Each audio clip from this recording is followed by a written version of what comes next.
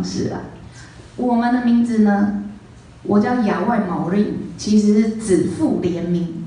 子父联名的意思就是亚外是我，毛令是我妈妈。为什么不是爸爸呢？因为爸爸是台湾人嘛，所以特殊状况的话，我的族语名字就会变成亚外，加上妈妈的名字毛令，就好像小明，小明他爸爸叫做好棒，他的全名就叫做小明好棒。对，小明好棒，我们就会说哦，你是好棒家的。然后好棒的爸爸叫做什么？叫好棒。好棒的爸爸，哦，好棒的爸爸叫做棒，也有这。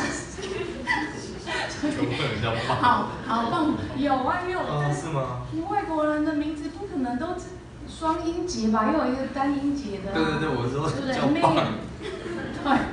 对，好棒棒。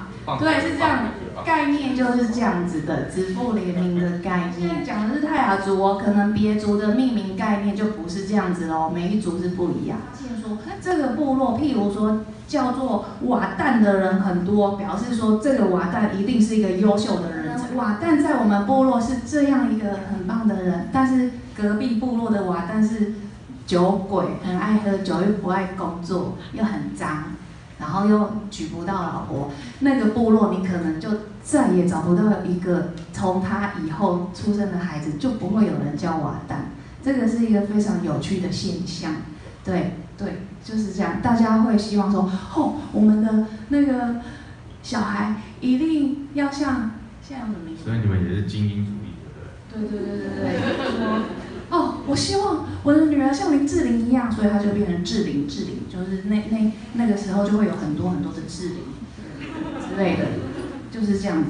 对，那命名的概念，然后跟那个命名的逻辑是这样子来的，所以我写了这一首歌，到处有酒喝。尤丽就是我姐姐，我姐很爱喝酒，她就是以后都没有人会叫尤丽的那个。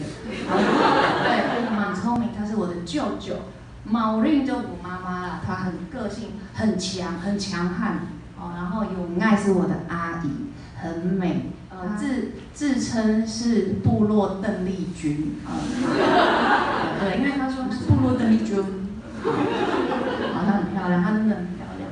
然后就是把家里面认识的人的名字还有个性写出来，就是希望有一天，就像今天这样，告诉你们，我们就是有趣的东西，就是家人。我们在讲话的时候，我们会只读后面那个音节，比如说亚外，他会说，就什么耍外，就说你在干嘛？亚外，他把亚去掉外，就什么耍亚外。然后，比如说，门南亚苏啦，你是包人吗？门南亚苏啦，譬如说你叫尤命，门南亚苏啦。这是一个很亲密的感觉，然后后来我把这件事情呢告诉我的朋友之后，他就说，那如果你们有人叫做有干怎么办？我是属于有干，我说也是这样子啊，可是我们听起来是很自然的，你们不要用其他的本土语言去想好不好？我是属于有干啊，你要去哪里干？不是你们想的那样，真的不是。